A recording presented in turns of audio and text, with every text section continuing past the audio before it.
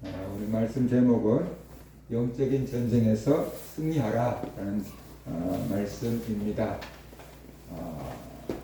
사람들은 눈에 보이는 그것을 믿지요. 결국 사람이라는 존재가 외부 세계를 경험하는 방법은 오감이라는 감각을 통해서 외부 세계를 경험을 합니다. 그래서 이 오감을 차단해 버리면은 무엇이든지 배우기가 거의 힘들어지지요.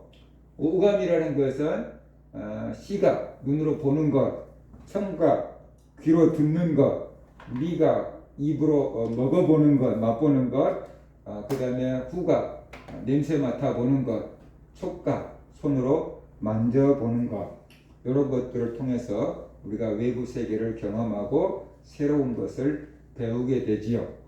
예를 들어서 눈이 보이지 않는 시각장애인들은 손으로 이렇게 해가지고 점자를 읽잖아요. 그러니까 촉각을 써서 읽는 것이지요. 그래서 사람들에게 이 오감이 없다고 한다면은 외부 세계를 경험할 수 없고 지식을 쌓을 수도 없다는 거죠. 아무것도 아닌 것 같은데 이게 보고 듣는 것, 맛보고 냄새 맡고 느끼는 것, 이게 그만큼 중요한 거죠. 그래서 사람들은 내가 보았다, 내가 들었다, 내가 맛봐봤다, 이런 것들은 정확하다라고 생각해요. 그래서 이렇게 경험한 것은 있다. 근데 경험하지 않은 것은 없다. 그렇게 생각할 때가 많아요. 근데 우리가 본다고 다 보느냐? 듣는다고 다 듣느냐? 그것은 아니거든요. 여러분들이 지금 딱 눈 감고 제 모습이 어떤지 생각해 보면은 어떤 색 안경을 끼고 있고, 어떤 색 마스크를 쓰고 있고, 어떤 색 넥타이를 매고, 와이셔츠를 어떤 걸 입었고, 가르마는 어디로 탔고, 너무 자주 봐서 익숙하니까 변한 게 없으니까 알 수 있겠지만, 새로운 사람들 그렇게 보고 한번 평가하라 그러면은 잘 맞추는 사람도 있겠지만 잘 맞추지 못한 사람들도 많이 있을 거예요. 우리의 눈이 잘 보는 것 같지만 사실 정확하게 보지 못합니다. 우리의 귀가 잘 듣는 것 같지만 사실 또 잘 듣지도 못해요. 몇 주 전인가 제가 설교했잖아요. 가지는 나무에 붙어 있어야 된다고. 그래야지 죽지 않고 산다 라고 했어요. 저는 예수님이 말씀하신 포도나무 가지 비유를 한 거예요. 그래서 나뭇가지가 나무에 붙어 있어야지 산다라고 했어요. 그런데 우리 교회 학생들이 그 가지를 채소 가지, 오이 가지 하는 거 있잖아요. 채소 가지로 이렇게 생각했다라는 거예요. 근데 그 말을 듣고 한편에서는 그리고 웃었지만 또 한편에서는 진짜 그렇게 들을 수 있겠네? 말하는 저는 나뭇가지 생각하고 얘기했어요. 가지. 그런데 듣는 사람은 그 채소 가지, 오이 가지, 그 채소 가지 생각하면서 말을 들었어요. 그러니까 분명히 말을 하고 말을 들었는데 서로 주고받는 정보는 어떻게 돼요? 다른 정보를 주고받은 거잖아요. 그러니까 우리가 분명히 들었는데 이게 다르게 들을 수도 있다는 거예요. 근데 내가 들은 것은 어떻게 돼요? 옳다라고 이렇게 주장할 수 있잖아요. 언젠가 우리 교회에서 수요일날 예배는 쉬겠습니다 했는데 집에 가갖고 목사님 쉰다겠죠? 목사님 한다고 했죠? 그렇게 분명히 광고했는데 듣는 사람은 어떤 사람은 쉰다고 했다라고 들었고 어떤 사람은 한다고 해서 들었다. 그래갖고 저에게 전화가 오는 거예요. 그러니까 분명히 얘기했고 분명히 들었는데 각자 다르게 들어요. 왜 그러냐 그러면 사람의 관심사가 다르거든요. 그래서 자기에게 관심 있는 것은 보고 들려요. 근데 관심 없는 것은 삭제해버리는 거예요. 사람의 마음에 지식을 받아들이는 필터가 있다 그래요. 그래서 자기에게 필요한 것만 받아들이고 나머지는 다 걸러내버리는 작업을 하기 때문에 그런 거다라는 것이에요. 그래서 사람은 오감으로 경험한 것은 존재한다라고 말해요. 근데 경험하지 않는 것은 말을 할 수가 없는 거예요. 영적인 세계가 있을까요? 그러면 사람들이 영적인 세계를 뭐 내가 봤냐, 들었냐, 뭐 냄새 맡아봤냐, 느껴봤냐, 그게 아니잖아요. 그러니까 그게 이렇게 하고 천국이 있다, 지옥이 있다 그러면은 보여줘봐 그러잖아요. 그죠? 우리가 전도할 때 천국이 있습니다, 지옥이 있습니다 라고 하면 보여줘봐 라고 말하잖아요. 그 소리가 뭘까요? 천국이 있다, 지옥이 있다는 걸 나는 안 믿는다. 왜? 안 보이니까. 그러니까 네가 보여주면 믿을게. 보여줘봐. 이런 거예요. 저도 예수 믿기 전에 누군가가 전도하면 하나님 보여줘봐. 천국 지옥 있는 거 보여줘봐. 이랬어요. 근데 보여준 사람이 없더라고요. 그러니까 쓸데없는 것들 보여주지도 못하면서 없는 것을 왜 있다고 그래. 이렇게 생각을 한 거거든요. 오늘날도 그렇게 생각하는 사람들이 많이 있어요. 자, 이제 오늘날 그 사람들은 그러면 제일 똑똑하던 사람들을 누구라고 생각하느냐? 과학자들이라고 생각하잖아요. 그래서 이제 과학자들에게 그러면 신은 존재합니까? 천국과 지옥은 있습니까? 뭐 신은 존재합니까? 그런 질문이잖아요. 그러면 과학자들이 이제 자기들 나름대로 이제 연구를 해가지고 발표를 하잖아요. 근데 우리가 한번 생각해 볼 게 있어요. 과학은 무엇인가? 라는 것이에요. 과학은 과학적인 방법으로 연구하는 학문이잖아요. 그러면 과학적인 방법은 뭔가? 그러면은 실험을 해서 입증되는 것. 똑같은 환경과 조건에서 실험을 해서 똑같은 결과가 나올 때 그것이 이제 과학적인 방법이 되는 거잖아요. 과학이 되는 거잖아요. 그러면 과학은 어떤 것을 대상으로 학문하는가? 과학은 어떤 것을 대상으로 연구하는가? 결국 과학은 눈으로 볼 수 있고 뭔가 만질 수 있고 그러니까 가시적인 것을 연구하는 거예요. 다시 말해서 물질적인 세계를 연구하는 게 과학이다. 과학의 연구 대상은 물질 세계다라는 거예요. 그러면 물질 세계를 연구하는 과학자들이 물질 세계가 아닌 영의 세계를 연구할 수 있는가? 물질 세계를 연구하는 과학자들이 영의 세계가 있다, 없다 말할 수 있는가? 그것은 자기 학문 영역 바뀐 것이죠. 그래서 전문가들로 갈수록 질문하면 뭐라고 대답하냐면 이것은 내 영역이 아니고 이것은 어떤 교수가 전공이니까 거기 가서 물어보세요. 이렇게 할 수밖에 없는 거죠. 근데 이제 그 과학자들이 나름대로 과학적인 방법으로 연구를 하고 과학적인 방법으로 이야기를 하니까 사람들이 그럴싸해 보여서 이 사람 말을 들으면 하나님이 없는 것 같고 저 사람 말을 들으면 하나님이 있는 것 같고 그런 혼란 상태에 빠지게 된다라는 것이 철학에는 형이상학이라고 하는 부분이 있잖아요. 눈에 보이지 않는 세상을 생각하고 추리하는 것이 철학의 영역이 있으니까 그 철학을 통해서 신존재 증명 뭐 이런 것들을 해낼 수는 있어요. 철학의 영역은 눈에 보이지 않는 것까지도 추론하니까. 그러나 과학은 눈에 보이는 물질 세계만을 연구 대상으로 하기 때문에 과학은 영의 세계랄지 신의 존재랄지 라는 것을 과학적인 방법으로 입증할 수는 없는 거다라는 거예요.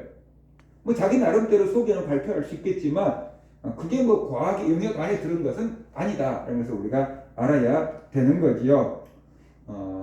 성경은 이 눈에 보이는 세계뿐만 아니라 눈에 보이지 않는 세계가 있다라고 얘기해요. 그리고 이 눈에 보이는 모든 세계를 눈에 보이지 않는 존재가 만들었다라고 얘기해요.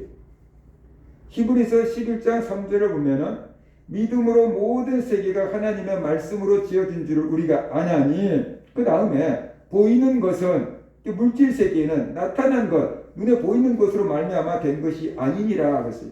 눈에 보이지 않는 하나님이 물질 세계를 만들었다라고 지금 말하고 있는 거죠. 하나님은 영이라고 했어요. 하나님의 존재 방식이 영이에요. 하나님의 존재 방식이 영. 그러면은 영이라는 게 뭔가라는 거죠. 부활하신 예수님이 제자들을 찾아오셨어요. 제자들이 유령을 본 줄 알고 깜짝 놀랐죠. 죽은 사람인데 살아왔으니까 얼마나 놀랐겠어요. 여러분 어머니 아버지가 돌아가셨어요. 장례 치렀어요. 그런데 갑자기 3일 뒤에 여러분 돌아가신 부모님이 갑자기 예약을 해서 딱 나타난다 그러면은 아빠가 막 달려가서 안을 수도 있겠지만 어떻게 돼요? 그래서 이게 뭐야? 놀랄 수도 있겠죠. 예수님의 제자들이 예수를 보고 유령인 줄 알고 두려워요. 가까이 다가가지 못하는 거예요. 그때 예수님께서 이렇게 말씀하셨어요. 예수께서 이르시되 어찌하여 두려워하며 어찌하여 마음에 의심이 일어나느냐? 내 손과 발을 보고 나인 줄 알라. 또 나를 만져보라. 영은 살과 뼈가 없으되 너희 보는 바와 같이 나는 있느니라. 예수님은 유령인 줄 알았거든요. 그러니까 예수님께서 내 손과 발을 봐라. 나를 만져봐라. 그래서 내가 유령이 아니라는 걸 알라. 그러면서 예수님이 육체와 영을 딱 구분하잖아요. 영은 살과 뼈가 없다.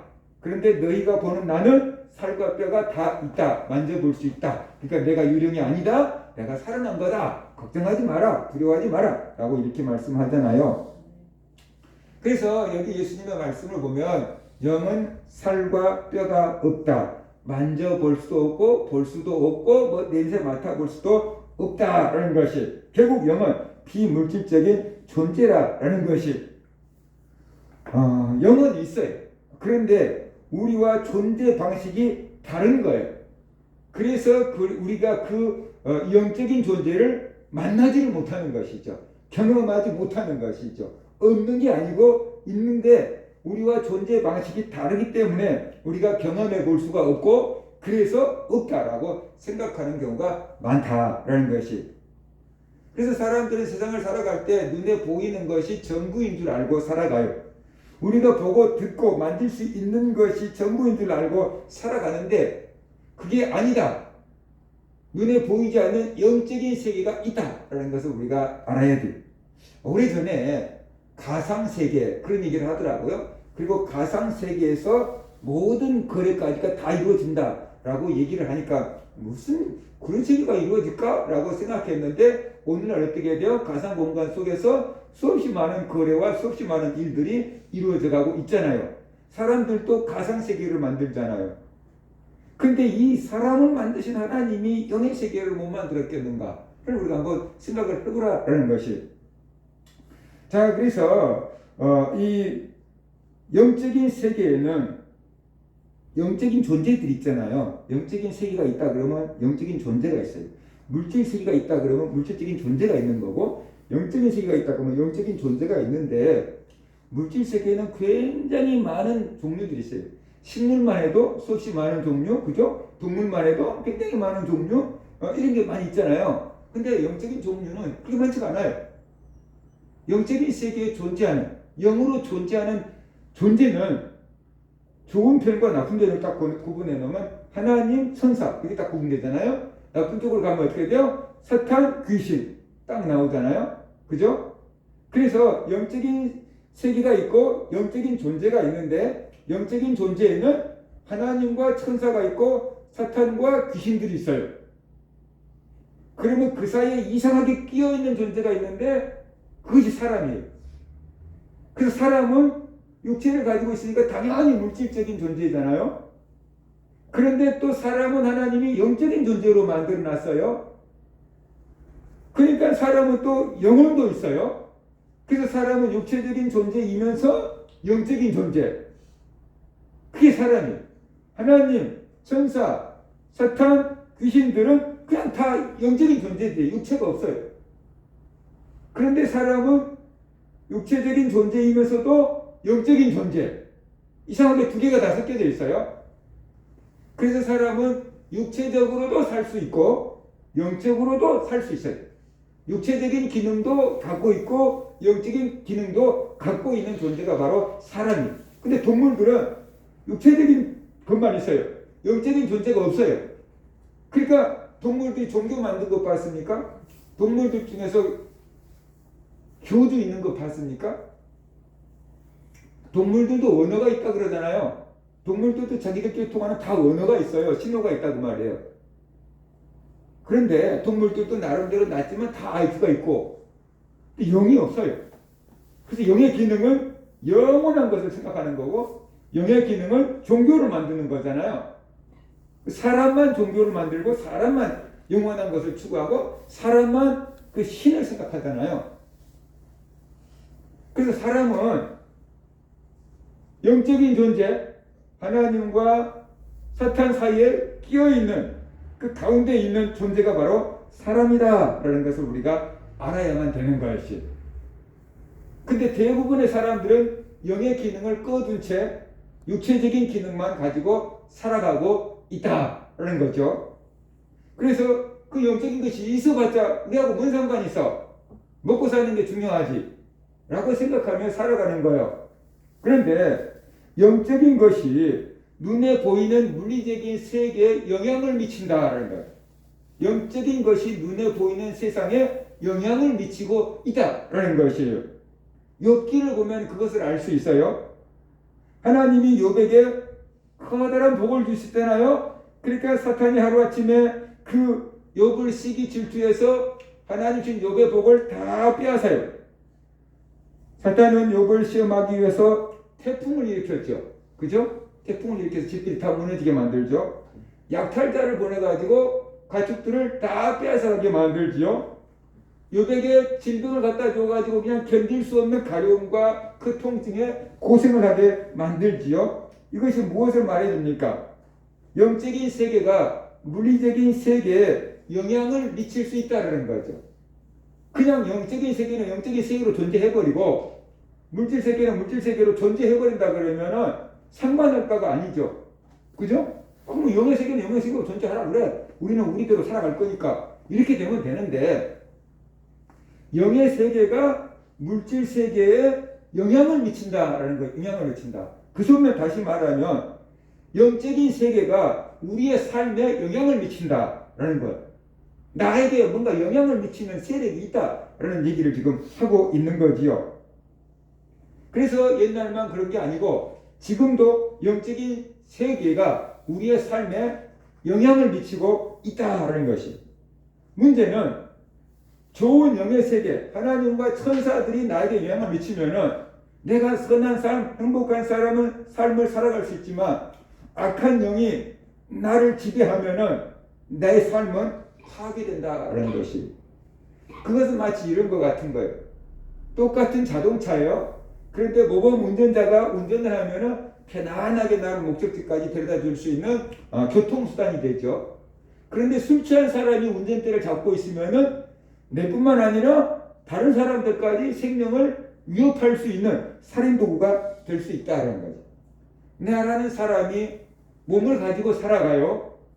그런데 내 정신세계를, 내 영의 세계를 누가 작동시키느냐에 따라서 나는 사람의 생명을 살리는 존재로 쓰임받을 수도 있고 반대로 생명을 죽이는 존재로 쓰임받을 수도 있다라는 것이. 그것이 내 생각이 아니고 나를 주관하는 누가 있다라고 생각한다면 어떻게 되겠어요? 저 텔레비전이 있지만 저 텔레비전을 예전에는 가갖고 그냥 막 돌리면서 이렇게 막 키고 채널 바꾸고 그럴 때가 있었잖아요. 몇십 년 전에는. 근데 요즘은 어떻게 돼요? 리모트 컨트롤. 멀리 떨어져 가지고 누르면 띡띡띡띡 지가 원하는 거 가잖아요. 근데 눈에 보이지 않는 전파가 저 텔레비전 켰다가 껐다가 채널을 바꿨다가 하는 거잖아요. 텔레비전이 지 스스로 뭔가를 한 것 같지만 사실은 우리가 그 텔레비전 리모컨을 갖고 작동을 시키고 있는 거잖아요. 사람들이 내 생각과 내 뭔가 결단을, 내 의지를 따라서 움직이는 것 같지만 그 사람의 생각과 의지와 감정과 결단을 움직일 수 있도록 환경과 여건을 뒤에서 이렇게 조종하는 세력이 있다고 생각한다면 나를 조종하는 세력이 누구냐에 따라서 내가 보여주는 게 다르지 않겠느냐 그 말이죠. 우리 집에서 텔레비전을 보는데 나는 중국 무협영화 같은 걸 좋아해. 그냥 소리 죽여놓고 그냥 글자 나오니까 그것만 봐. 우리 아내는 뭐 유재석이 나온 그런 것들만 막 이렇게 또 봐. 우리 애들은 어떻게 돼요? 막 젊은 애들 막 놀이하는 거 막 그런 걸 봐. 선호하는 채널이 다르잖아요. 똑같은 텔레비전인데 누가 와서 텔레비전을 트느냐에 따라서 보여주는 게 다르잖아요. 그것처럼 우리를 하나님이 천사들이 우리를 이렇게 인도하느냐 아니면 악령이 우리를 지배하느냐에 따라서 우리가 보여주는 삶이 다르다는 거죠. 근데 많은 사람들이 내가 내 스스로 결정해서 생각한다라고 살아간다라고 생각을 하는 거죠. 그게 아닌 거예요. 뒤에서 분명히 조종하는 것이 있는 거예요. 근데 이것을 부인하는 거예요. 왜? 누군가가 나를 조종하고 있다고 하면 엄청 기분이 나쁜 거거든요. 그죠? 그러면 내 의지는 어디 가고, 내 생각은 어디 가고, 내가 언제 조종받고 있어? 라고 이렇게 생각하는 거예요. 여러분은 전부 조종받고 있어요. 저를 비롯해서 여러분은 전부 조종받고 있어요. 우리 어머니, 아버지 조종을 받고 있어요. 우리 어머니, 아버지 돌아가셔버렸는데요. 아니, 돌아가시기 전에 내가 아기 때부터 어머니, 아버지가 나에게 윤리 개념, 도덕 개념, 삶의 개념, 선악 개념을 다 심어놨어요. 이것을 하면 칭찬하고 이것을 하면 야단을 맞고. 그래서 어머니, 아버지의 삶의 모습을 내가 재현하고 있는 경우가 얼마나 많이 있느냐라는 거예요. 어머니, 아버지 심어놓는 게 나에게서 나오는 거예요. 그러니까 어머니, 아버지에게 지금까지 우리는 어머니, 아버지가 돌아가셨을지라도 우리는 평생 영향받고 살아가는 거예요. 그 어머니, 아버지에게 받은 영향력이 좋은 것이면 우리가 그만큼 행복하게 살아갈 것이고, 어머니, 아버지한테 받은 영향력이 안 좋은 것이면 그만큼 우리는 불행한 삶을 살아가게 될 것이고, 또 학교에서, 사회에서 친구들에게 주워 들은 것, 요즘 사람들은 인터넷을 통해서 주고 영향받는 것들이 굉장히 많이 있는데 그것을 통해서 우리가 영향을 받고 있다는 거예요. 그래서 아기 때 우리가 백지 상태로 태어난다고 해봅시다. 그런데 거기에다가 자꾸만 뭔가를 쓸 거 아니고 그림을 그릴 거 아니에요. 근데 누가 그 백지 상태에다가 그림을 그려주느냐에 따라서 우리는 내 자아상이 달라지고 그 자아상대로 살아가게 돼 있는 거죠. 그러니까 사실 내 생각이라는 것은 뭐냐 그러면은 여러 가지 정보가 들어와 있는 가운데 거기서 내가 하나 선택하는 것이에요. 사단이 뿌려놓은 가라지, 세상 유행, 이 사람 저 사람의 말, 그런 것들이 우리의 귀를 통해서, 눈을 통해서, 오감을 통해서 우리의 마음의 무의식 속에 다 들어와 있고, 그것들 중에서 내가 어떤 것을 선택해서 살아가는 분이에요. 그러니까 내 생각이라는 것은 선택하는 거예요. 내 속에 하나님의 말씀과 사탄의 가라지가 있는데 그 중에서 어떤 것을 선택하느냐가 내 생각인 거고 내 의지인 것이지, 전혀 순수한 내 생각은 없어요. 전혀 순수한 내 생각은 없다라는 거예요. 뭔가 들어와 있는 것 중에서 몇 개 섞어 놓으면 창의적인 생각이다라고 얘기를 하는 거예요. 그래서 우리는 사단이 공중 권세 잡은 자라 그러잖아요. 세상 유행을 주관하는 자라 그러잖아요. 그래서 사단이 수없이 많은 가라지를 이미 뿌려놔 버렸어요. 우리가 태어나기 전부터 수없이 많은 가라지를 뿌려놨고, 사람들은 그 사탄의 가라지를 먹고 그 사상에 물들어서 그것이 옳은 줄 알고 살아왔어요. 우리는 그런 부모를, 그런 친구를, 그런 선생님을, 그런 이웃집 사람들을 보고 살아왔어요.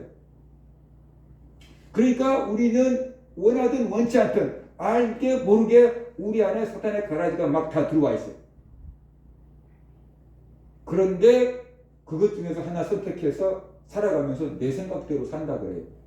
그러면 이게 내 생각이냐? 사탄이 뿌려놓은 가라지를 선택한 건데, 그러니까 그것을 통해서 사탄은 우리를 조종을 하는 거죠. 감정, 생각, 상처, 이런 것들을 통해서 우리가 탐욕, 조종을 받고 있다는 것이, 이것을 모르고 사람들은 내 의지로 살아간다라고 생각을 하는 거예요. 영적인 세계를 부인하며 살아가고 있는데 그것 자체도 사단에게 속고 있는 거다. 그러면서 우리가 알아야 되는 거지요. 저도 영적인 세계를 믿지 않았어요. 아버지가 병드니까 어머니가 이 병이 나을 병인지 어떻게 해야 나을 병인지 점을 치러 갔어요. 어느 날 집에 와서 보니까 어머니가 안 계신 거예요. 어머니 어디 가셨어요? 점 보러 갔다. 아버지가 그러시는 거예요. 어디로 갔는데요? 저 먼 마을에 갔다. 근데 해가 넘어가도 안 오시는 거예요. 그래서 내가 이제 어머니를 찾으러 갔는데 한 번도 안 가본 먼 마을을 제가 걸어서 버스도 안 다니는 동네 걸어서 찾아갔어요. 그리고 그 마을에 가서 점쟁이 집을 물어보니까 가르쳐 주더라고요. 그래서 들어가니까 이제사 어머니 순서예요. 그동안에 얼마나 많은 사람들이 왔다 갔는데 이제사 어머니 순서인 거예요. 어머니가 이제 전부 순서 말이에요. 가서 보니까 막 휘바람을 불고 뭐 하고 막 난리예요.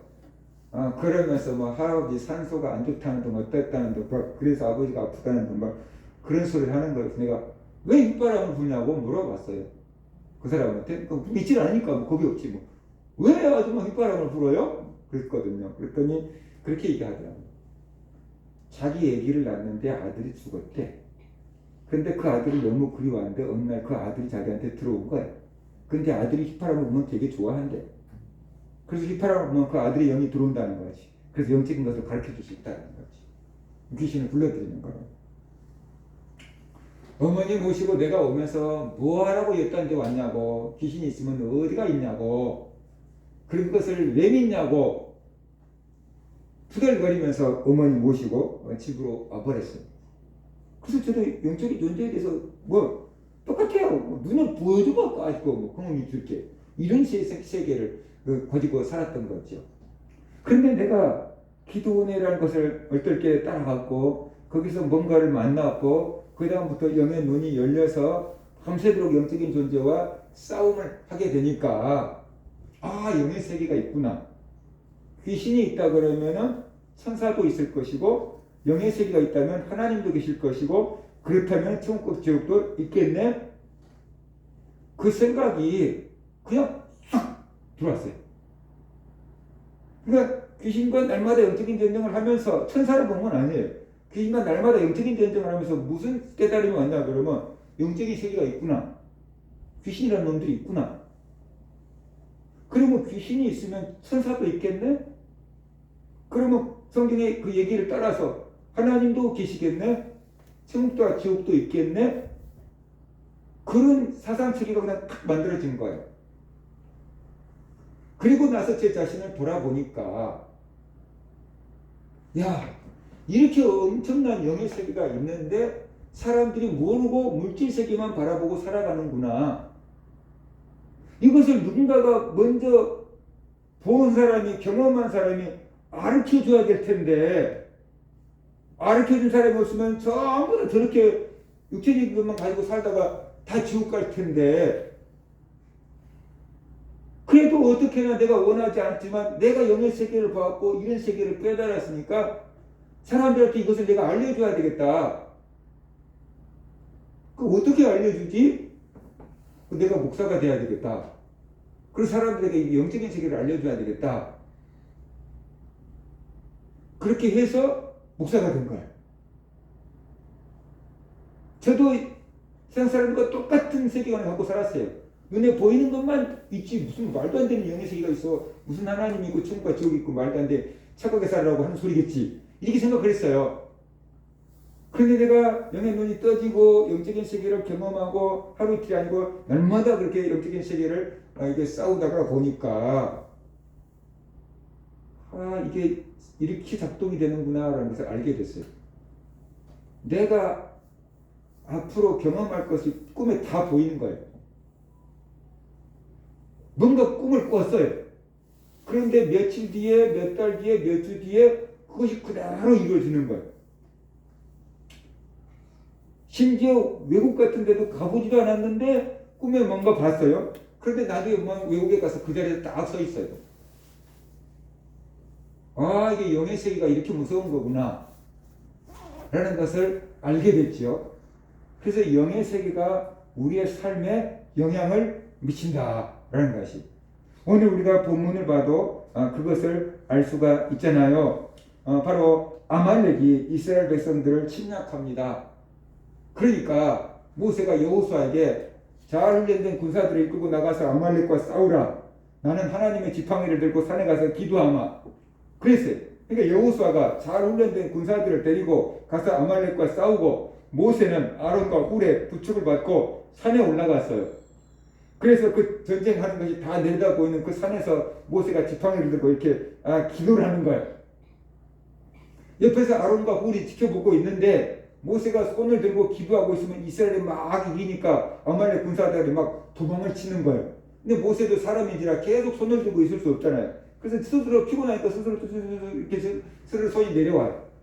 그런데 또 그만 아말렉 군사들이 이스라엘 이기니까 이스라엘 군사들이 막 후퇴하고 밀렸다가 하는 그 상황이 계속 반복된 거예요.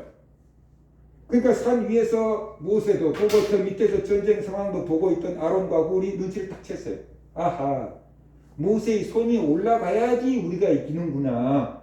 모세의 손이 내려오니까 전쟁에서도 지는구나. 그러면 우리가 이기려면 모세의 손이 안 내려와야 되겠네? 그런 거예요. 그래서 돌을 굴려다가 모세를 그 돌 위에다가 앉혀놓고 아론과 훌이 옆에서 한 손씩 딱 붙잡고 이렇게 있는 거예요. 모세가 손을 들면 양쪽에서 딱 부축을 해주고 있는 거예요. 근데 언제까지 했냐?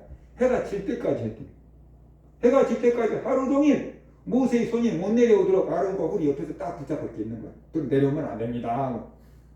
계속 붙잡고 있는 거예요. 그러니까 결국 이스라엘 백성들이 아말렉 군사들을 다 물리쳤다라고 이렇게 말씀을 하고 있잖아요. 이것을 통해서 우리에게 말해주고 있는 게 뭡니까? 분명히 여호수아와 훈련된 군사들은 목숨을 걸고 싸웠어요. 죽기 살기로 싸웠어요. 그들이 전쟁을 하고 있어요. 그런데 전쟁에서 이기고 지는 것은 누구의 손에 달려있었냐 그러면 모세의 기도에 달려있었던 거예요. 모세가 기도하면 이기고 모세의 기도손이 내려오면 졌던 거죠. 그래서 바로 이 영적인 전쟁에서 승리해야지 우리가 삶의 현장에서도 승리할 수 있다는 것을 보여주고 있는 거죠. 그렇다고 모세가 혼자서 산에 올라가서 기도하고 여호수아와 이스라엘 백성들이 나가서 싸우지도 않으면 그 이긴 거 아니잖아요. 분명히 여호수아와 이스라엘 백성들은 나가서 열심히 싸워야 돼요. 목숨을 걸고 싸워야 돼요. 그런데 그들이 싸워서 이길 수 있는 힘과 에너지가 어디서 나오냐 그러면 뒤에서 기도해 주시는 모세의 기도에 의해서 그들이 싸울 수 있는 힘을 얻게 되고 이길 수 있는 힘을 얻게 되었다는 거죠. 하나님께서 도와주실 때 그들이 이겼다는 거죠. 그러니까 오늘날에도 우리가 삶의 현장에서 나가서 열심히 공부도 하고 열심히 일도 해야 되는데 내 혼자의 힘과 노력만 갖고 열심히 공부하고 열심히 일하는 게 아니고 뒤에서 기도의 후원이 뒷받침이 되어야 된다는 거예요. 뒤에서 기도 힘이 뒷받침이 되어야 된다. 그러면은 내가 일한 것보다 내가 공부한 것보다 더 좋은 효과를 얻을 수 있고 더 좋은 결과를 거둘 수 있다라는 거예요. 제가 대학에 다닐 때 기숙사에 있었는데 기숙사에서 새벽 시간만 되면은요 이 방마다 스피커가 설치가 되었고요. 그냥 깜짝 놀랄 정도로 커다란 음악 소리가 찬송가가 팍 튀어나와요. 그러면 막 깜짝 놀래갖고 깨갖고 이제 새벽 예배 나오라는 소리 한 30분 동안 틀어요. 그러니까 조금 더 자야지 하고 누워 있을 수가 없게끔 30분 동안 틀어갖고 그냥 새벽 예배 다 나오게끔 이렇게 만들어요. 이제 밤늦게까지 기도한다거나 밤늦게까지 공부하다거나 이제 잠잤는데 새벽에 그냥 스피커 틀고 노래 틀고 새벽 예배 나오게 하니까 깜깜한 새벽에 말이에요. 그게 눈 비비고 세수하고 그냥 지쳐갖고 이렇게 나오거든요. 다들 지쳐갖고 젊은 나이지만 다들 지쳐갖고 막 새벽 예배 이제 막 걸어가는 거예요. 두달 걸어가는 거죠. 막 지쳐갖고. 근데 유독 한 예만 그 새벽에 나고 놀라우신 하나님 막 그러면서 막 찬양을 부르면서 가는 애가 있었어요. 제마다 그 새벽에 무슨 힘이 나는지 그렇게 찬양을 하면서 신나게 새벽 예배를 가는 애가 있었어요. 그래서 내가 너무 신기하고 너 이리 와봐. 너네 졸립지도 않냐? 피곤하지도 않냐?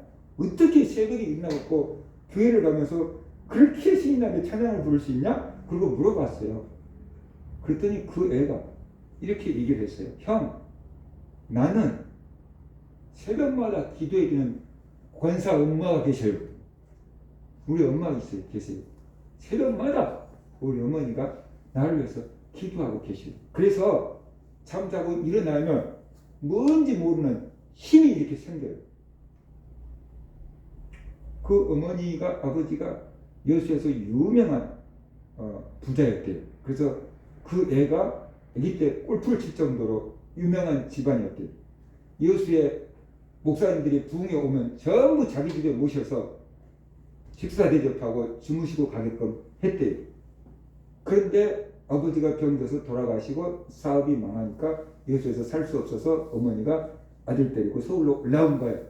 그래서 어머니가 서울에서 시장에서 멸치 같은 건어물 이렇게 판매하면서 생계를 유지해 나가는데 그 권사님이 시간마다 교회 가서 이 신학교 보내는 아들을 위해서 기도하시는 거예요. 근데 그 기도의 힘으로 자기가 이렇게 산다는 거예요. 일어나기만 하면은 막 그냥 막 기쁨이 조금만 하고 은혜가 조금만 하고 막 입에서 막 찬양이 막 흘러 넘친다는 거예요. 피곤하지가 않다는 거예요. 나에게는 그런 어머니가 계셔요. 그러는 거예요. 뒤에서 기도해주는 그 힘이 얼마나 엄청난 것인지를 알게 됐어요. 정필도 목사님이 이제 은퇴했지만 부산 성령교회 정필도 목사님이 학교 수련회를 와가지고 부흥회를 와가지고 그렇게 말씀을 하시더라고요. 자기가 부흥회를 막 다니면서 이번 주에 무슨 설교해야지 그렇게 생각을 한대요. 그러면서 와이프한테 사모님한테 전화를 걸어가지고 이번 주에는 본문 어떤 제목의 설교를 할 거야 준비해놔. 그래놓고 부흥회 끝나가면은 사모님의 본문과 주석과 거기에 대한 설교집들과 예화와 모든 것들을 다 준비하고 딱 책상에 딱 올려놓는데 목사님이 볼 수 있는 주석과 설교집과 테이프와 예화와 그런 모든 것들을 다 준비하고 목사님 서재에다 딱 갖다 올려놓는데 그러면 자기는 가가지고 그것만 보고 딱 연구를 하면서 이제 설교 준비를 하는데 그것도 안 될 때가 있대. 그렇게 다 갖춰놨는데도 설교가 준비가 안 될 때가 있대. 그러면 이제 목사님이 한 자를 붙여갖고 막 서재에서 왔다 갔다 하면서 막 냉장고 문도 열었다가 막 왔다 갔다 하면서 막 너무 안절부절하는 거예요. 내 설교 준비가 안 된 것처럼 안절부절하는 거예요. 그러면 사모님이 다 지켜보고 있다가 목사님 준비가 안 됐나 갖고 다 눈치를 딱 채고 사모님이 교회 권사님 할 때는 막 전화를 다 돌린대. 권사님, 목사님 설교 준비가 안 돼요. 목사님 설교 준비할 수 있도록 권사님한테 기도해 주세요. 전화를 돌려서 기도부터 하고 사모님도 교회가 안 돼요. 그때부터 막 우리 목사님 설교 준비되게 해주세요. 기도해서 막 계속 기도. 어느 순간 목사님에게 설교가 탁 잡힌대. 그렇게 안 잡혔던 설교가 드르륵 설교가 잡힌대. 그래서 설교를 준비해서 설교를 한다고 이렇게. 그러면서 한 얘기가 사모님의 기도와 권사님들의 기도가 얼마나 중요한지 모릅니다. 얼마나 중요한지 모릅니다. 그리고 우리가 살아가는 일상 속에서 기도의 후원이 있다는 것, 나를 위해서 기도해주는 부모님이 계신다는 것, 나를 위해서 기도해주는 성도님이 계신다는 것, 나를 위해서 기도해주는 목사님이 계시다는 것, 나를 위해서 기도해주는 친구들이 있다는 것, 그것이 얼마나 큰 복인지 몰라요. 제가 며칠 전에 형님한테 돈을 좀 보내드렸어요. 형님, 통장에 돈을 좀 입금했어요. 웬일로? 그러시는 거예요. 내가 늘 우리 위해서 기도해 주시잖아요. 코로나 걸렸을 때도 기도해 주시잖아요. 근데 감사하다고 표현을 못했어요. 그랬더니 그렇지 않아도 늘 하루에 2번씩 기도하고 있다. 저는 그 형님이 나를 위해서 기도해 준다는 게 몇 시간씩 하거든요. 코로나 걸렸을 때 아마 그랬을 거예요. 몇 시간씩 기도했을 거예요. 그리고 전화로 기도해 주는 거거든요. 그 형님의 기도 스타일을 알기 때문에 그 정도 열심히 기도해 줬는데 얼마나 힘들겠어요. 그죠? 그래서 그냥 기도해 주셔서 감사합니다 하고 보내줘야 되겠다는 마음이 자꾸 들었는데 돈이 없는 거예요. 보내줘야 되는데 그렇게 기도해 줘야 되는데 감사해야 되는데 돈이 없는 거예요. 그래 미루다가 돈이 생겼어. 그래서 그거 보내주자. 그래가지고 돈을 보내줬어요. 그랬더니 고맙다. 매일 하루에 2번씩 기도하고 있다. 그런 거예요. 나도 당연히 기도하죠. 그 영님을 위해서, 성도들 위해서 기도하고 당연히 가족들 위해서 기도하죠. 근데 내가 기도하는 시간과 그 형님이 기도해 주는 시간은 분명히 다르거든요. 난 너무 감사해요. 그래서 돈을 보내준 거예요. 내가 돈을 보내주는 것은 얼마 안 돼요. 근데 내가 기도받는 것은 그 액수보다 훨씬 많을 거라고 생각해요. 그러니까 또 고맙다고 이것저것 또 난다또막 꽃감부터 시작해서 뭐 이것저것 막 잔뜩 보내놨어요. 그러니까 우리 뒤에 기도의 후원이 있어야 되고, 기도의 후원이 있을 때 우리가 이 삶의 현장에서 승리하며 살아갈 수가 있다. 그런 것을 우리가 알아야 돼요. 근데 사람들은 이 기도가 무슨 힘이 있느냐라고 생각하는 거예요. 그리고 열심히만 살려고 하는 거예요. 그게 아니에요. 내가 열심히만 산다고 되는 게 아니에요. 뭔가가 뒤에서 뒷받침되는 후원이 있을 때, 기도의 후원이 있을 때, 영적인 후원이 있을 때 내가 하는 일이 잘 될 수 있고요. 그 방향도 바르게 맞춰줄 수가 있다. 열심히 갔는데 방향을 잘못 잡으면 어떻게 돼요? 다시 돌아오려고 그러면은 더 멀잖아요. 그죠? 그러니까 올바른 방향으로 가야 되잖아요. 그게 기도하는 거예요. 기도하는 거. 그래서 우리가 이 영적인 세계에 살아가고 있는데 이제는 문제는 이거예요. 자, 영적인 세계가 하나님 천사가 있고 그 다음에 사탄 귀신들이 있잖아요. 그 다음에 가운데 끼어있는 존재가 사람이라고 그랬잖아요. 그래서 하나님도 우리를 찾아오고요. 사탄과 귀신들도 우리를 찾아와요. 왜냐 그러면은 영적인 존재이기 때문에 뭔가 끌리는 거죠. 그래서 하나님도 우리를 찾아오고 이 사탄도 우리를 찾아오는데, 하나님이 우리를 찾아오시는 목적과 사탄이 우리를 찾아오는 목적이 다르다는 거예요. 하나님이 우리를 찾아오시는 이유는 우리의 죄를 용서해주고 우리의 삶을 행복하게 해주고 우리에게 진리를 가르쳐주고 우리에게 영원한 생명을 주고 천국으로 인도해 주려고 하나님이 우리를 찾아오시는 거예요. 그래서 어떻게 하든지 그 사탄에 빠지지 아니하고 올바른 진리를 믿어서 구원을 얻고 영원한 생명을 얻게 하려고 하나님은 우리를 찾아오시는 거예요. 마치 부모들이 자녀들 잘 되게 하려고 하는 것처럼 하나님은 우리를 찾아오시는 거예요. 그런데 사탄이 오거나 귀신이 우리에게 오는 이유는 뭐냐 그러면 생명을 빼앗아 가려고 오는 거예요. 영생을 얻지 못하게 하려고 오는 거예요. 지옥에 끌어가려고 오는 거예요. 왜냐하면 사탄이 귀신들이 지옥에 가야 되니까 자기들이 거기 가야 될 걸 딱 알아요. 자기들을 위해서 지옥이 예비되어 있다는 걸 알아요. 근데 자기들만 가기 싫잖아요. 그래서 최대한 우리를 끌고 들어가려고 하는 거예요. 망할 때 같이 망하려고. 그래서 우리 영혼을 망치고 지옥에 끌어 들어가고 그 죄를 짓게 하고 불행한 삶을 살게끔 만들려고 우리를 찾아오는 거예요.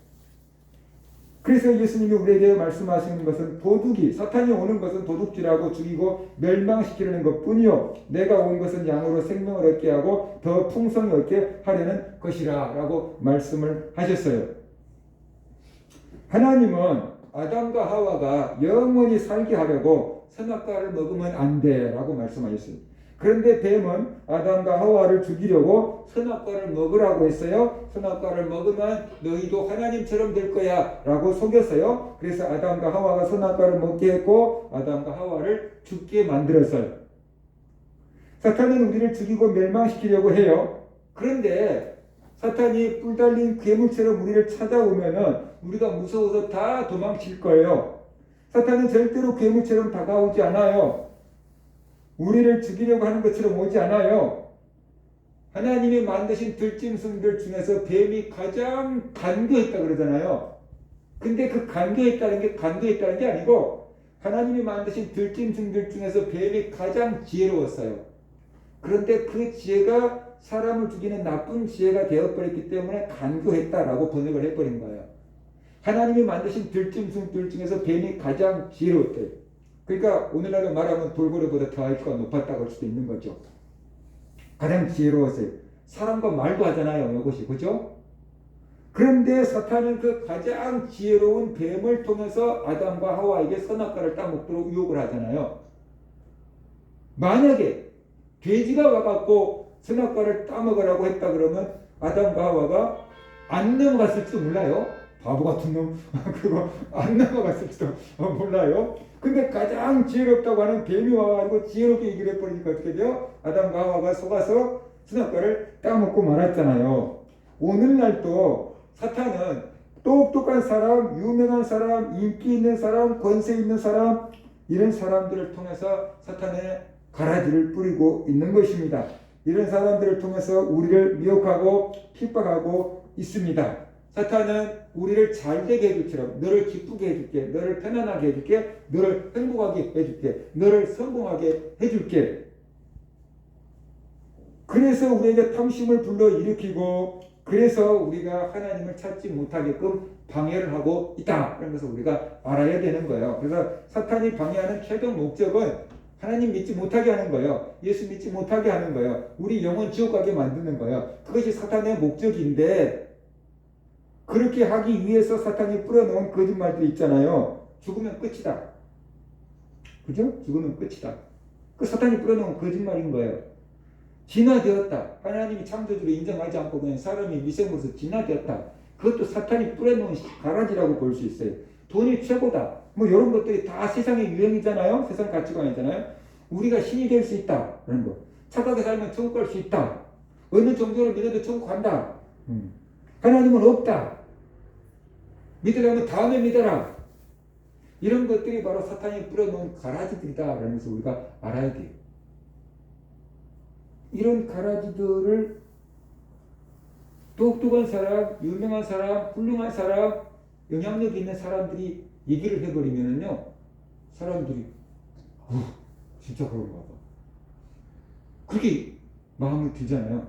그죠? 우리가 세상에 나가면 보험하는 사람들 많잖아요. 노후 대책 드러났습니까? 우리가 60에 은퇴하잖아요. 평균 연령이 80세잖아요.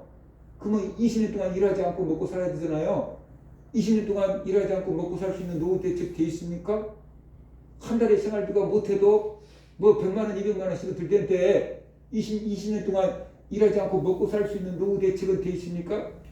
60, 70, 80 넘을수록 몸이 많이 아플 텐데 병원비라도 다 돼 있습니까? 이렇게 물어보면 막막하잖아요. 뭐라도 들어야 다른 노후 대책 아무것도 안 듣는데 이렇게 되잖아요. 근데 우리가 그런 사람들에게 당신은 사후 대책은 돼 있습니까? 노후 대책 준비해야 되죠. 근데 당신 노후 대책 준비해도 언젠가는 돌아가셔야 되잖아요. 당신은 사후 대책 되어 있습니까? 노후 대책은 굉장히 많이 준비해 사람들이. 없어서 못하는 거지. 있다면 저도 할 것 같아요. 그죠? 없어서 못하는 거지. 노후 대책 준비하는 게 지혜예요. 그런데 그러면 노후 대책 준비하는 것이 지혜라다 그러면 그 다음에 노후 다음에는 돌아가시는 건데 그러면 사후 죽은 다음에 대책은 돼 있냐는 거예요. 안 돼 있잖아요. 여기까지가 사람들의 한계인 거죠. 하나님은 그게 아니에요. 사후 대책이 돼 있지 않는 거죠. 그죠? 그래야지 우리 영혼이 살 것이니까. 그래서 예수를 믿으라 그런 거잖아요. 죄를 용서받고 구원받고 천국 가라고 하는 거잖아요. 그래서 우리는 사탄이 뿌려놓은 가라지에 물들면 안 돼요. 그래서 영적인 분별력을 가져야 되고 하나님의 영향을 받으면서 살아야 된다라는 것이. 그러면 우리가 어떻게 영의 눈을 뜰 수 있는가? 우리는 영적인 존재다 그랬잖아요. 육체적인 존재도 있지만 영적인 존재도 있다 그랬잖아요. 그래서 우리는 영적인 세계를 감지할 수 있는 게 있는데 그게 뭐냐? 그러면 영감이라는 거예요. 오감 위에 영감이 있는 거예요. 사람에게는 영감이 있는 거예요. 근데 이제 오감 중에서도 어떤 사람은 시각이 발전했고 어떤 사람은 후각이 발전했고 그런 게 있을 수 있잖아요.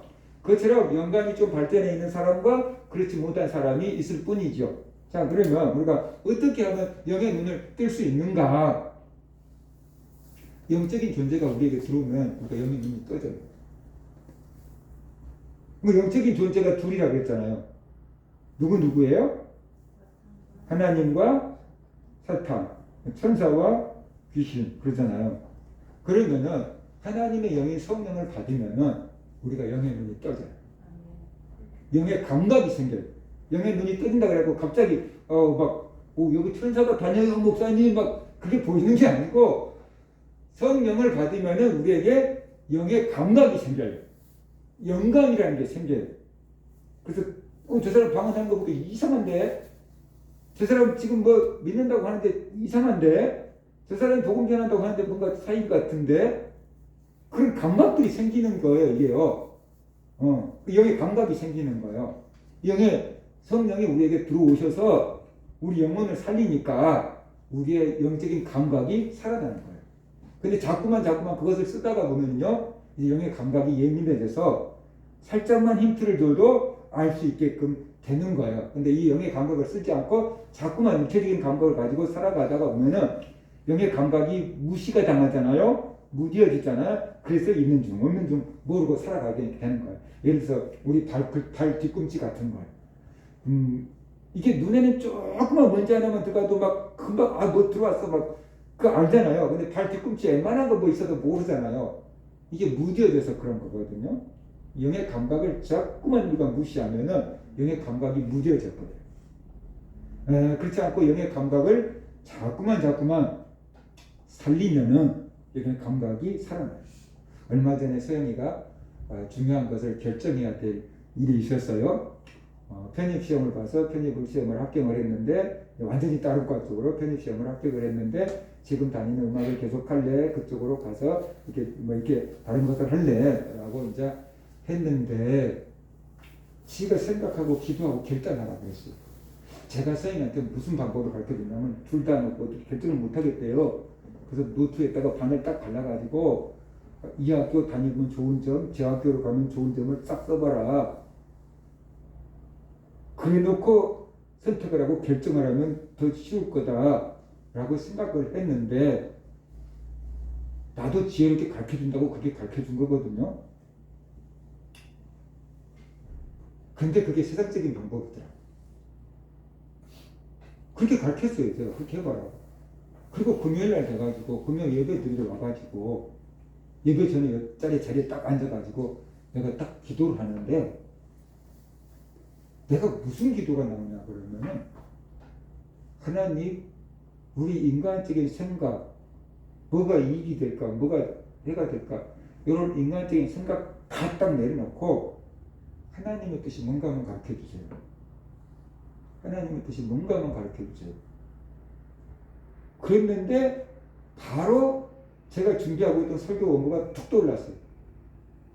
하나님이 우리가 상상하지 못한 뭔가가 준비되어 있다.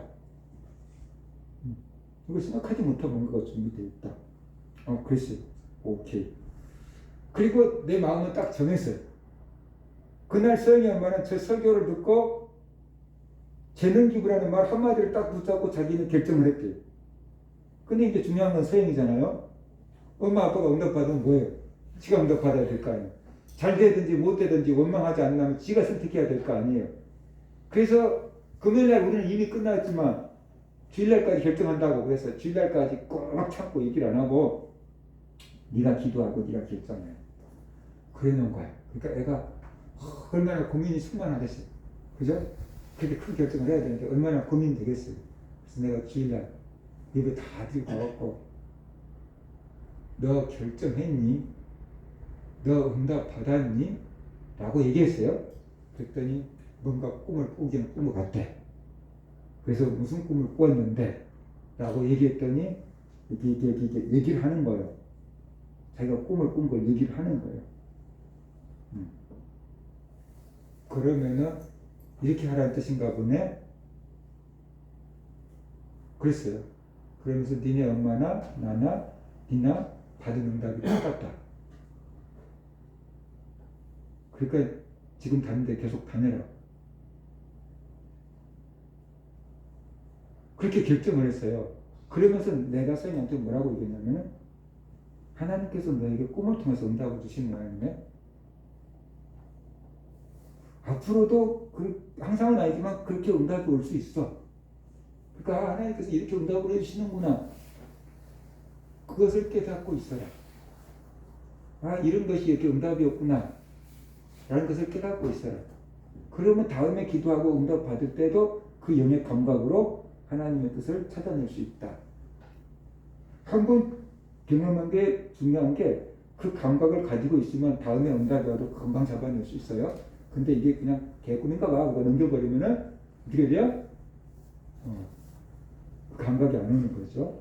그러니까 성현만은 설교를 통해서 응답을 받았고, 성현은 꿈을 통해서 응답을 받았고, 저는 여기서 영의 감동을 통해서 응답을 받은 거죠. 다른 방법으로 응답이 오는 거잖아요. 근데 우리가 영의 감각이 살아있으면 그것을 찾아낼 수 있다는 거예요. 근데 영의 감각이 살아있지 않으면 찾아내지 못하는 거예요. 서희도 뭐 기도 응답이라고 하기는 그렇겠지만 서희는 지 마음으로 결정했어요. 안 갔으면 좋겠어. 왜? 거기 딴 데 가려면 기숙사에 들어가야 되잖아. 언니하고 헤어지기 싫어. 이렇게 얘기하더라고요. 그래서 내 식구 마음이 다 맞아서 그냥 계속 하자라고 결정을 했어요. 우리가 이 영의 세계를 알아야 돼요. 그 영의 세계를 알려고 하는 것이 바로 영이 들어오면 영의 세계가 보여. 성령을 받으면 영의 감각이 생긴다. 내 성령 받았는데 영안이 확 열리지 않았는데요. 그렇게 생각하지 말라는 거죠. 성령 받으면 영의 감각이 생겨요. 그래서 예수 믿는 사람들을 만나면 왠지 편해지고 친해져요. 근데 이단들 만나면 말하지 않아도 정말 이상한 것 같아 라는 그 경계심이 딱 생기는 거예요. 그 영의 감각이 있으니까 그런 거예요.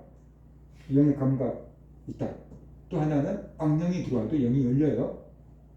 귀신이 들려도 영이 열려요. 그래가지고 뭐가 보이구만 막 이딴 소리를 막 자꾸만 하는 거예요. 입이 절제되지 않은 사람은 악령일 가능성이 굉장히 많다라는 것을 우리가 알아야 돼요. 악한 것이 들어오면은 보여요. 그게 분명히 보여요. 근데 그건 악한 영이 들어와서 결국에는 예수를 못 믿어요. 그 악한 영이 들어가면요, 하나님이 더 세다는 걸 알아요. 예수를 믿어야 된다는 걸 알아요. 근데 그것이 못 믿게 돼요. 못 믿게. 그게 자기가 믿을 수가 없어요. 예수를 믿었던 사람도 주기도문도 못하겠다고 그러더라고, 나한테. 목을 쪼야 근데. 주기도문 외우려면 숨이 막혔던데. 그거 못해요, 근데. 못 믿게 하는 거예요. 그래서 결국 쏘다가 지옥 끌고 가버리는 거예요. 그 불행한 거잖아요. 그 다음에 우리가 영안이 열리는 방법은 성경이에요. 예수님의 말씀은 다 영이라고 했어요. 영적인 진리를 말씀하신 거야. 영적인 진리를 성경에 기록해 놨어요. 그래서 이 성경의 말씀을 하나님의 말씀이고 영의 말씀인 줄 알고 배우면 성경은 진리잖아요. 진리를 알지니 진리가 너희를 자유케 하라 그랬잖아요.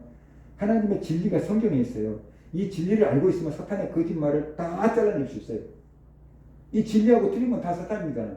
그죠? 성경에서 영의 세계가 있다. 천국이 있고 지옥이 있다. 그랬는데 영적인 거 없다라고 하면 벌써 그 틀린 거잖아요. 그죠? 죽은 다음에 끝이 아니고 심판이 있다라고 얘기했는데 죽음이 끝이야. 그러면 어떻게 돼요? 그것도 벌써 성경과 틀린 거니까 그 벌써 세상 소리고 사탄의 소리인 거잖아요. 그죠? 돈이 최고다. 그런데 하나님은 뭐라고 말해요? 돈과 하나님을 계면 섬길 수 없다. 라고 얘기하잖아요. 그러니까 그것도 벌써 틀린 거잖아요. 그래서 우리가 성경을 아는 것은 진리를 아는 것이고 진리를 안다는 그 사탄의 거짓말과 반대되는 걸 알고 있는 거잖아요. 그래서 진리를 딱 알아보면 거짓말이 힘을 쓸 수가 없어요. 근데 진리를 모르니까 속는 거예요. 진리를 모르니까. 사기꾼인지 모르니까 사기당하는 거지. 사기꾼인 줄 알면 사기당할 이유가 없죠. 사기꾼인 줄 알면 어떻게 돼요? 그저께 제 핸드폰에 문자가 왔어요. 해외에서 이런 돈이 승인되었습니다. 해외 나가지 않았는데 해외에서 이런 돈이 승인되었습니다. 카드 승인되었습니다. 그거 어떻게 돼요? 보이스피싱 같은 거잖아요. 그러니까 보지도 않고 그냥 삭제해버리면 되는 거잖아요. 나갔다 왔다. 그럼 어떻게 돼요? 뭐 잘못된 거야? 복제된 거야? 얼마나 걱정을 하겠어요? 확인해 보겠어요? 그래서 그런 사람들은 카드 회사에다가 전화 걸어서 확인해 보면은 결제 안 됐으면 그건 사기인 거예요. 그죠? 우리가 진리를 모르면 사기게 된다. 속게 돼요. 성경이 진리예요. 성경은 영적인 것을 딱 기록해 놓은 거예요. 이것을 영으로 받아들이면 다 진리예요. 영이에요. 그러니까 우리가 성경을 그냥 그대로 믿으면은 우리가 영적인 눈이 떠진 거예요. 근데 성경을 믿지 않고 다르게 믿고 의심하면 이건 영적인 눈이 어두워져 있어서 그런 거예요. 그래서 우리 모든 성도님들이 영적인 세계가 나의 삶에 영향을 미친다는 것을 알아야지. 하나님이 여러분을 사용하면 여러분은 의의 도구가 되고 마귀가 여러분을 사랑하면 우리는 불의의 경기가 돼요. 하나님이나 마귀나 자꾸만 우리를 찾아와요. 근데 성경은 하나님을 가까이 하라. 너희를 가까이 하시리라 그랬어요. 하나님을 가까이 하면 하나님 우리를 가까이 해요. 마귀를 대적하라. 너희를 피하리라 그랬어요. 그러니까 우리가 하나님을 가까이 하면 하나님 우리 가까이 와서 우리가 하나님 주신 생명을 받아 누리지만 마귀를 가까이 하면 멸망해요. 그래서 마귀는 대적하라. 그러면 너희를 피하리라.